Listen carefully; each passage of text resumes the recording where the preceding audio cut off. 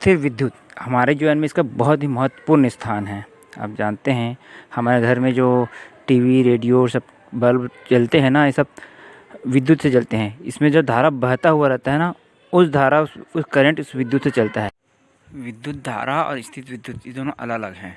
कंघी चलाते हैं और उसके बाद फिर उसमें आवेश आ जाता है, उसके कागज़ जो है चिपकने लगता है, कागज़ के टुकड़े या कभी कभी प्लास्टिक को किसी रेशम कपड़े से रगड़ते हैं तो उसमें आवेश आ जाता है। वो प्लास्टिक को प्रतिकर्षित करने लगता है या फिर वो कागज़ में उसमें चिपकने लगता है। स्केल को करके देखे हैं तो यह कहलाता है स्थिर विद्युत।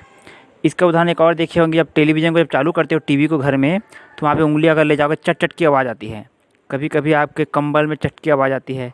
तो ये सब स्थिर विद्युत का उदाहरण है। ठीक है, इसको आप क्रियाकलाप के द्वारा भी जान सकते हो। जैसे कि गुब्बारे को आप घिसेंगे, कभी रगड़ेंगे तो फिर वह दीवार में चिपकने लग जाएगा। ठीक है, कंघी, कागज़ उसमें चिपकने लग जाते हैं क्योंकि उसमें आवेश आ जाता है, रगड़ने से स्थिर विद्युत आ जाता है। स्थिर विद्युत इसलिए कहा जाता है कि वह बहता नहीं है, उसी में वहीं पर आवेश वहाँ पर रहता है। ठीक है, आप घर में करके देख सकते हैं। आपका स्केल होगा या पेन होगा प्लास्टिक का ना, उसे रगड़िए बाल में और छोटे छोटे कागज़ के टुकड़ों के पास ले जाइए, वह कागज़ उसमें चिपक जाएगा क्योंकि उस स्केल या प्लास्टिक या पेन जो आपके पास है उसमें आवेश आ जाता है। तो आप जान जाएंगे कि यह उसमें स्थिर विद्युत आ गया है, उसमें स्टैटिक्स आ गया है, उसमें आवेश आ गया है। तो आवेश भी दो प्रकार के होते हैं, धन आवेश और ऋण आवेश। ऐसा रगड़ने से ना आवेश आने वाले या कागज़ के टुकड़ों को आकर्षित करने वाले दो प्रकार के होते हैं वस्तुएं, जैसे प्लास्टिक की चीज़ें होती हैं, और नहीं आवेशित करने वाले जैसे लकड़ी, ये सब में आवेश नहीं आता है। आपने जाना धन आवेश और ऋण आवेश दो प्रकार के आवेश होते हैं। जब धन और ऋण आवेश दोनों एक दूसरे के करीब आते हैं तो एक दूसरे को आकर्षित करते हैं, और जब धन और धन आवेश या ऋण और ऋण आवेश एक दूसरे के करीब आते हैं तो एक दूसरे को प्रतिकर्षित करते हैं। प्रतिकर्षित करते हैं यानी कि दूर भेजते हैं एक दूसरे को। ठीक है, प्लास्टिक का स्ट्रॉ आता है जो पाइप छोटा सा पीने वाला, उसको हम लोग किसी धागे से बांध दिए, उसको हम लोग बाल से खींच करके आवेशित कर दिए। ठीक है, अब उसके नज़दीक मान लो दूसरा आवेशित किसी स्ट्रॉ को लाएंगे या प्लास्टिक को लाएंगे तो क्या होगा, वो अगर वह दूर जाता है तो समझ लो प्रतिकर्षित कर रहा है, समान आवेश आ गया उसमें, और मान लो उसे आकर्षित कर रहा है तो गोल गोल घूमेगा उसके पास और वह एक तरह से उसे आकर्षित करता है। और कई चीज़ें हैं जिनमें आवेश आता है। आप घर में प्लास्टिक की चीज़ों को और कई चीज़ें अपने घरों में हैं उसको प्रयोग करके देख सकते हैं। कांच की छड़, स्ट्रॉ, कंघी, पेन, स्केल आवेशित करने की कई विधियाँ हैं। जैसे घर्षण के द्वारा आवेश कर सकते हैं किसी चीज़ को, जैसे कि कपड़े से हम प्लास्टिक कुर्सी में हम या लकड़ी की कुर्सी में बैठ जाएंगे प्लास्टिक कुर्सी में, और कुर्सी को अगर रगड़ेंगे जैसे कि चित्र में आप देख रहे हैं तो हमारे शरीर में आवेश आ जाएगा। दूसरा, संपर्क के द्वारा, मतलब एक आवेशित वस्तु को दूसरे अनावेशित वस्तु के पास लाएंगे तो उसमें आवेश आ जाता है और वह भी एक आवेशित वस्तु के जैसा व्यवहार करने लगता है। ठीक है, तीसरा एक तरीका है प्रेरण के द्वारा, जैसे कि अब एक आवेशित वस्तु को दूसरे अनावेशित वस्तु के पास लाएंगे तो वो क्या, प्रेरण के द्वारा आवेशित हो जाता है वो, और एक आवेशित वस्तु जैसा व्यवहार करने लगता है। यहाँ पर संपर्क नहीं करा रहे हैं, हम बस पास में ला रहे हैं, तो प्रेरण के द्वारा उसमें आवेश चला गया है। तो तीन तरीके से हम किसी वस्तु को आवेशित कर सकते हैं, किया जा सकता है। ठीक है, आगे हम विद्युतदर्शी के बारे में जानेंगे। विद्युतदर्शी एक संवेदनशील उपकरण है जिसकी सहायता से हम आवेशित या अनावेशित वस्तु की जांच कर सकते हैं। मतलब कि अगर विद्युतदर्शी के पास किसी आवेशित वस्तु को लाएंगे तो उसके भीतर में जो लगा हुआ स्वर्ण पत्र है या चांदी का पत्र है वह चिपका रहता है एक दूसरे से, वह दूर हो जाता है आवेशित रहा तो, क्योंकि समान आवेश वहाँ पे एक दूसरे में पैदा हो जाता है, वहाँ पर प्रेरित हो जाता है। और मान लो कोई आवेशित वस्तु नहीं है, इसी लाएंगे साधारण रहा वो, तो जो वहाँ पर पन्नी जो लगी रहती है ना, जैसे कि चांदी का वर्क है तो पतला सा, ये स्वर्ण पत्र है जो भी है, तो वो एक दूसरे से चिपके ही रहेंगे, वो उनमें कोई आवेश नहीं आएगा और एक दूसरे से वो दूर नहीं जाएंगे, जैसे कि आप चित्र में देख रहे हैं। यह जो आवेश है यह वायुमंडल में ही रहता है।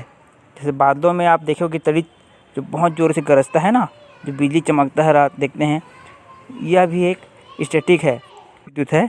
इसकी खोज बेंजामिन फ्रैंकलिन ने की थी सन 1752 में। तो उन्होंने कैसे की थी, उन्होंने पतंग को उड़ाया था और उसमें तार बांध दिया था या फिर धागा बांधे थे और उसमें जो है चाबी को लटका दिए थे, और उसके बाद फिर ये करना नहीं बहुत ख़तरनाक है लेकिन उन्होंने ऐसा किया था, उसमें करंट आया। तो उन्होंने ये बताया कि जो बादलों में आसमान में जो बिजली चमकता है वह और जो हमारे घरों में जो करंट बहता है वह सेम है। मतलब कि जो बादलों में जो बिजली चमकता है ना तड़िद, उसकी प्रकृति वैद्युत है, विद्युतीय प्रकृति की है, अब ये देखो जो विद्युतीय प्रकृति का त्वरित है वो कैसे होता है वहाँ पर, जब दो बादल आपस में पास पास आते हैं उसमें करंट बढ़ने लगता है आपस में। तो करंट जब बढ़ने लगता है धन से ऋण आवेश की ओर, जो बादलों में आवेश आ जाता है, तो क्या होता है वहाँ पर जो वायु है ना बहुत तेज़ी से गर्म हो जाता है, जिसके कारण जो है बिजली चमकता है बहुत तेज़ी से। जब वायु जलने से जो प्रकाश उत्पन्न होता है बहुत तेज़ी से, और बहुत तेज़ी से आवाज़ आता है बम की। जब सोचो दो आवेश पास में आ रहे हैं, वहाँ से करंट बह रहा है, वहाँ पर की जो हवा है तेज़ी से गर्म होकर जल रही है, तो बहुत जोरों की विस्फोट होता है। वही जो है हमको सुनाई देता है और उसी के प्रकाश से जो दिखाई देता है। क्योंकि हमारे अब ऊपर मान लो ऋण आवेश है और यहाँ पर धरती में धन आवेश है, तो जो है उस आवेश को खींच लेता है ये, इसलिए बिजली जो है जल्दी नीचे गिरता है किसी ऊंचे स्थान पे, ऊंची ऊंची बिल्डिंगों में, ऊंचे ऊंचे पेड़ों में। इसलिए जब बादल गरज रहे हों तब पेड़ों के नीचे नहीं खड़ा होना चाहिए, खासकर ऊंचे ऊंचे पेड़ों के नीचे में, वो वहाँ पे बिजली गिर सकती है और जल सकते हैं, जैसे कि चित्र में देख रहे हो। तो इससे बचने के लिए, जैसे कि बड़े बड़े बिल्डिंगों में जब गिरता है ना तो बिल्डिंग पूरा टूट के नष्ट हो जाते हैं, तो उससे बचने के लिए क्या करते हैं, बिल्डिंगों में त्वरित चालक लगाया जाता है जो कि धातु का बना होता है, लोहे का, एक त्रिशूल के आकार का, और जिसका दूसरा जो सिरा है ना वो सीधा ज़मीन में गड़ा होता है, जैसा कि देख रहे हो। तो करंट क्या आता है वो त्वरित चालक में आता है और वह सीधा ज़मीन के अंदर, ठीक है, और इससे किसी को कोई नुकसान नहीं होता, उस बिल्डिंग को कोई क्षति नहीं होती है और बिल्डिंग सही सलामत रहता है। दूसरा, अब त्वरित चालक से सिर्फ नुकसान ही नहीं है, कुछ फ़ायदे भी हैं। जैसे त्वरित चालक से ऑक्सीजन आपस में टूट जाता है और दो भागों में, जो ऑक्सीजन के दो अणु होते हैं O2 करके, वो O में दो भाग में बढ़ जाता है और वह किसी और ऑक्सीजन से जुड़ करके O3 बनाता है, जिसे ओजोन कहते हैं। ओजोन क्या करता है जानते हैं? ओजोन जो है पृथ्वी के चारों ओर एक सुरक्षात्मक आवरण बना देता है और जो है हमारे सूर्य से आने वाली हानिकारक पराबैंगनी किरणों से हम जितने भी जीव जो पृथ्वी में रहते हैं उनकी रक्षा करता है। और त्वरित जब घटना घटती है, इससे एक और घटना घटती है, जो नाइट्रोजन के जो अणु हैं नाइट्रोजन ऑक्साइड में बदल जाते हैं, ठीक है। नाइट्रोजन और ऑक्सीजन जो संयोग करके क्या होता है, नाइट्रोजन के ऑक्साइड में बदल जाते हैं, जो पानी में घुल जाता है और पृथ्वी में आ गिरता है जब, तो पौधों की वृद्धि के लिए बहुत ही अच्छा होता है, पोषक का काम करता है पौधे की वृद्धि के लिए, ठीक है। ये जो है नाइट्रोजन की यौगिक उपलब्ध कराता है और हमें ओजोन भी बना के दे देता है। किताब को एक बार और पढ़ें और इसके बारे में जो कहीं पर डाउट है तो मुझसे पूछें व्हाट्सएप के माध्यम से। चलिए ठीक है, हो सके तो कंघी वाला प्रयोग या पेन स्केल वाला प्रयोग घर में खुद से करके देखें एक बार। क्या हमारे शरीर में भी आवेश पैदा होता है? क्या त्वरित चालक किससे बनते हैं, कौन से धातु से बनते हैं? इन सब प्रश्नों को पढ़ते हुए ढूंढें एक बार, ठीक है। विद्युत चालक और दो विद्युत रोधी पदार्थों